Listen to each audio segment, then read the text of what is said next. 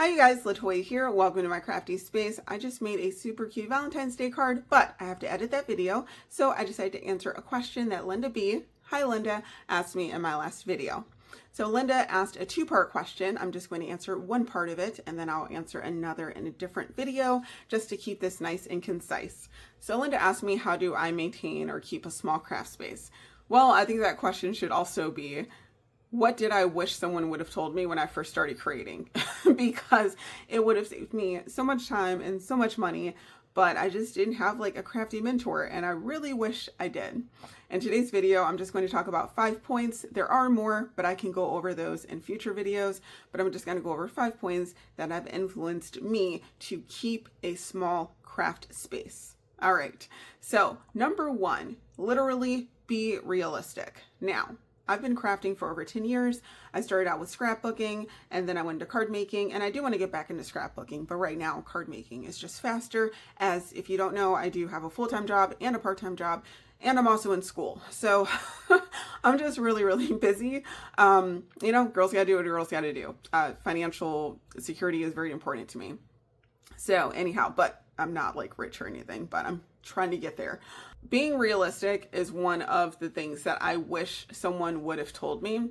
When I first started card making, I was just grasping at like all the things because people were talking about them, but I really didn't figure out what I loved or what suited me best, what I thought would suit me best. I literally was just like grasping at all the different things, like all the different mediums, all the different stamps by different companies. Like, oh, I want to give away from this company here. That means I should buy something from them because I felt some kind of odd loyalty because I want to give away. Like, it was crazy.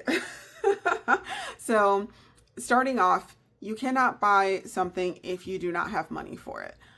I saw someone post on YouTube the other day say that she like racked up $100 in credit card debt with her card making purchases, but then she hadn't used any of those purchases, and then there was another release and she felt she had to purchase something. Why? Why? You're in debt.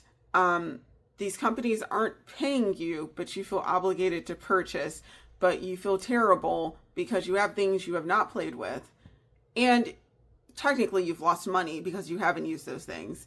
And then you're also looking forward to something else, but you don't have money for that something else because you bought something else with it. That to me is a bad cycle. And I feel like with social media and pushing of products and so many companies and so many releases, like, it's great to be inspired, but it should also inspire you to like just use the stuff you do have, because I truly feel like we don't need all of the things, and us wanting all of the things keeps us from enjoying what we do have and finding happiness with being content in some areas. So for being realistic, that comes down to money, time, and space for me. And again, that also is now a driving force for my craft room. In another video, I talked about how like 4, maybe 5 years ago, I sat down and I almost gave up on this hobby because I felt like I was so influenced by people around me that I wasn't buying products that intrigued people, that I didn't have enough money for products, that I didn't love what was around me, that I didn't feel inspired. There were so many negative things going around, and I literally had to decide, okay, do I enjoy making cards, and will I enjoy scrapbooking? Is this something I want to continue to do? What can I do to be happy? And literally, I did a huge destash. Like, I purged like no one's business. And then from there, I made my wish list and I went through and I analyzed my Pinterest board, which I also suggest you do. Aside from analyzing Pinterest, I do have like old catalogs and stuff. So I went through that I marked off that I liked as far as like style. So that goes into the other point, which is like figure out your style, which I'll talk about in a second. But anyways, just to stay on topic, I looked at, okay, how much money can I actually allocate to card making per month? Is that realistic? Is it reasonable? Do I need groceries? Not cards, not card products.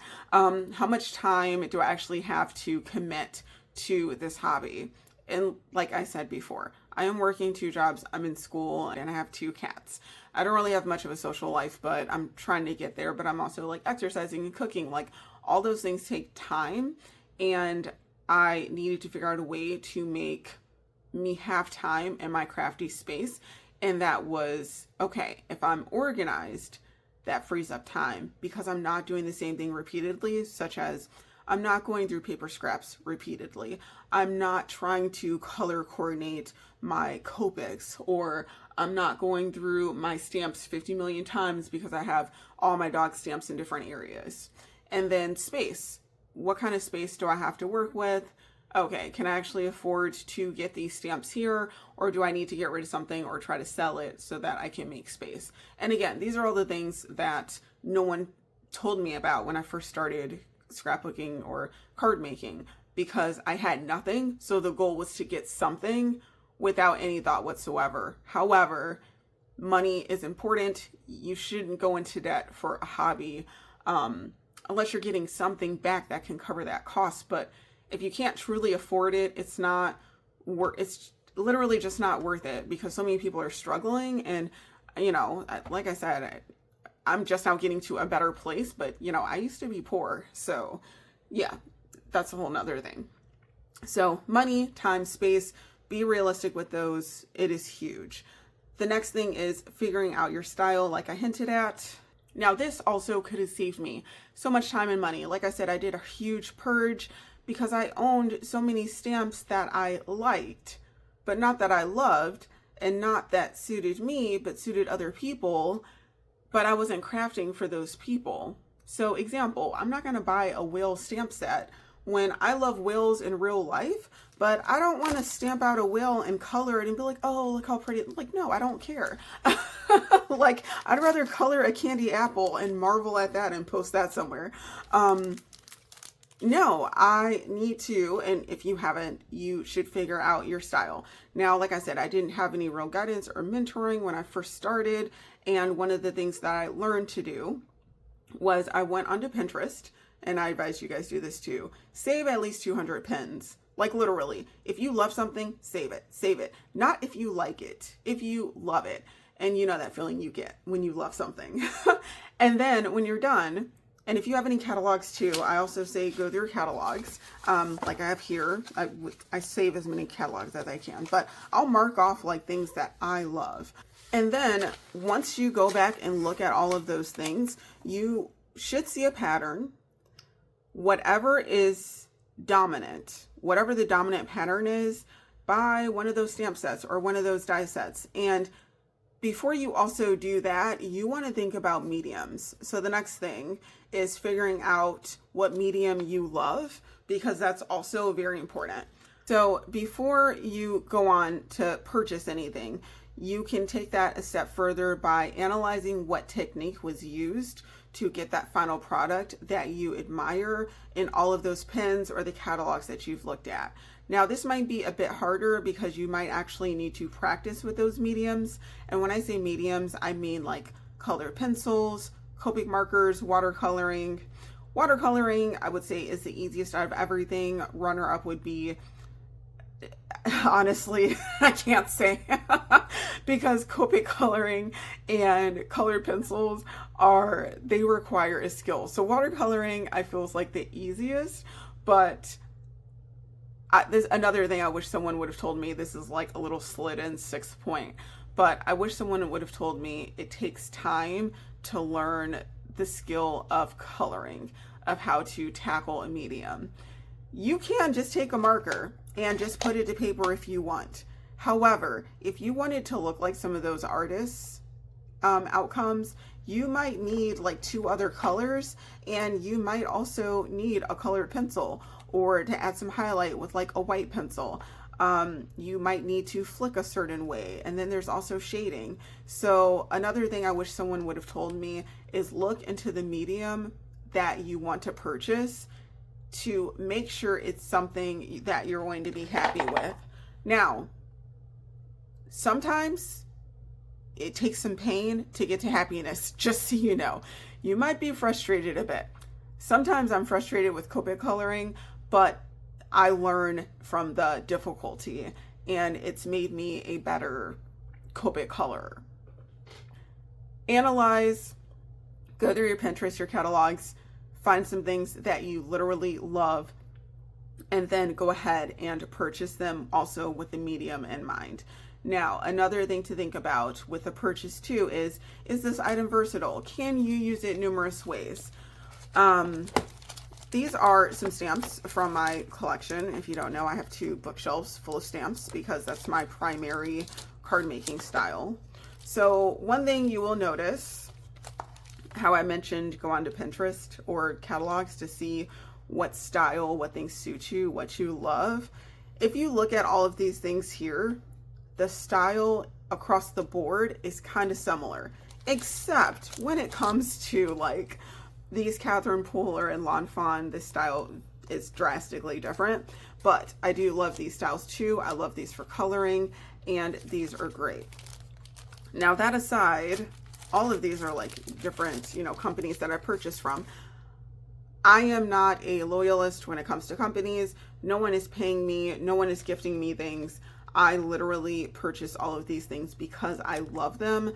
I am not going to talk about something I don't love on my channel or share with you guys because it's not fair to you, and it's also not fair to me. It defeats everything that I'm like going over. If you see, my style is pretty similar throughout these different companies.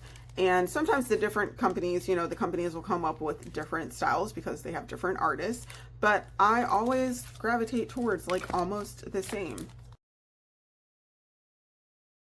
And for sentiments, I love, love, love these bold sentiments. I love bolded sentiments.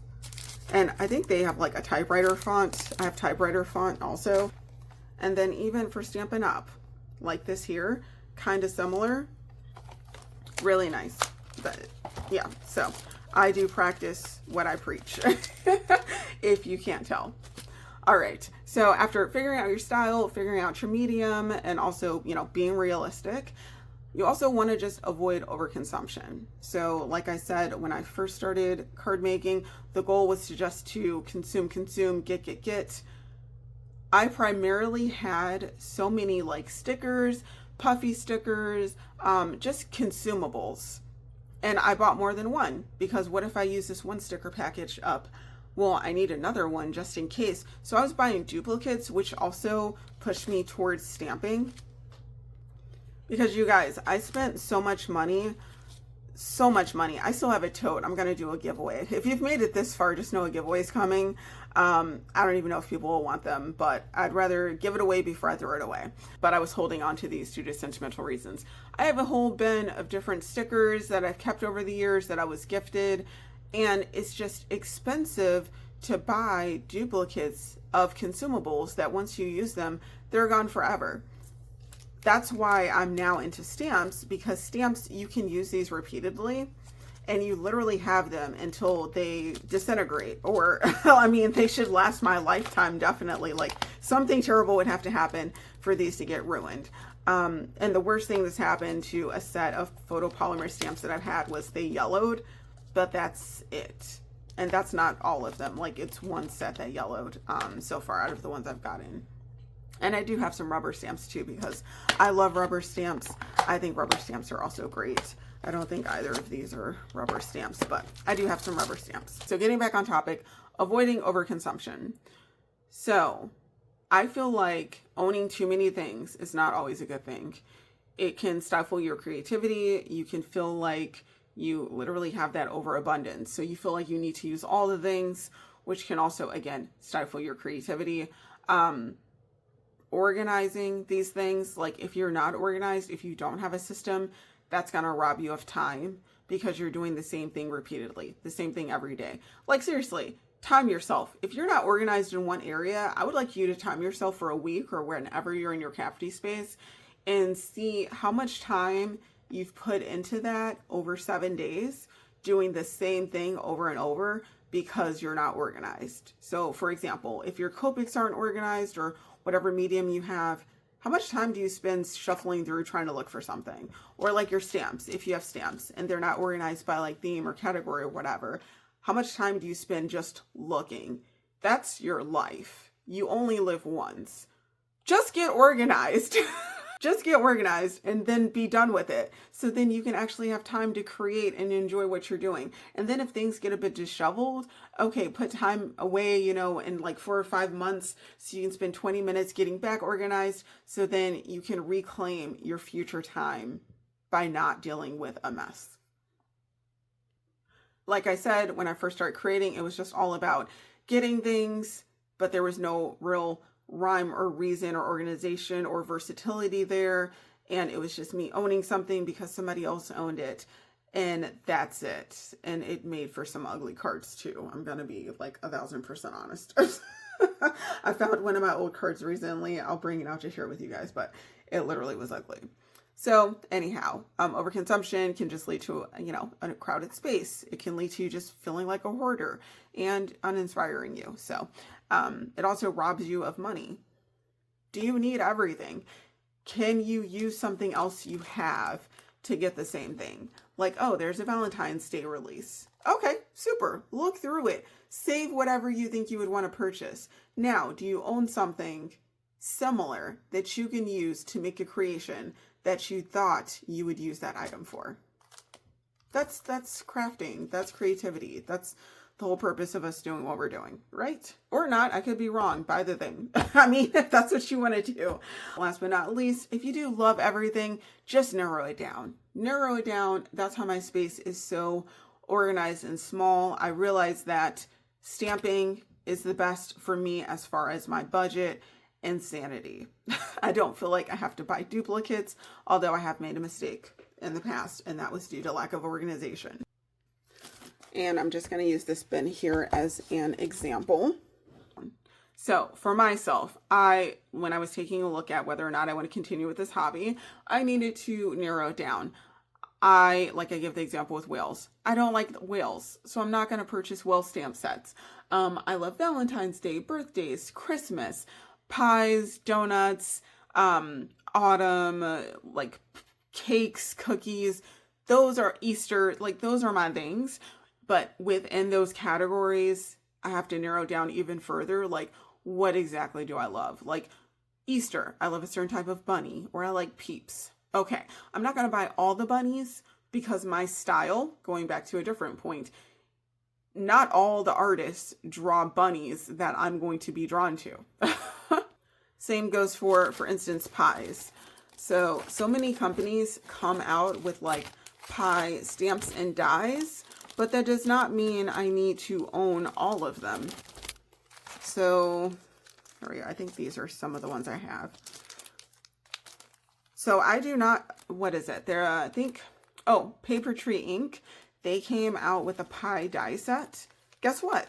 I do not own it because it does not fit with the style that I like. However, the Greeting Farm, Trendy Stamps, I don't know, this P company, and I don't even know where that came from. I think it was Simon Says Stamp. All of these, however, fall within a style that I love, and also size. You also need to take into consideration what size cards or scrapbook layouts that you do, because you don't want to buy things that are like too big unless you like big, and then you don't want to buy things that are too small unless you like things that are small. So me personally, I'll invest in things, but I'm not going to buy it by every company, like from every company, just because it's a pie. Like it's just not realistic. It'd be nice to have, but it doesn't meet with my, again, being realistic. As far as money, I don't have money for that. I'd rather use money on something else. Time. Do I really want to have another item to sort through that I don't love? And then space. Do I actually have space for it? Because this is already kind of full. And if I add in something else that I don't love, that stops me from getting something else in the future. So, yeah.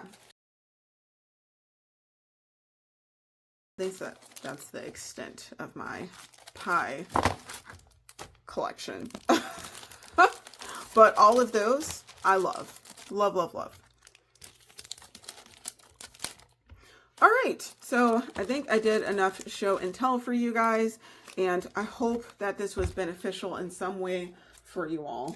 If not, let me know in the comments, or if you have something to add, also put it in the comments. Like I said, that was only like 5, cough, cough, 6 of the tips that I have. Just overall being realistic, figuring out your style, figuring out mediums you love, avoiding overconsumption, and just narrowing things down. Overall, it can keep your space nice, small, keep you within your budget, and more importantly, keep you happy, because crafting should be enjoyable and it should make you happy. And if you don't feel that way, then you need to change something. So I hope you all do something crafty that makes you happy, and I'll talk to you guys later. Okay? Bye.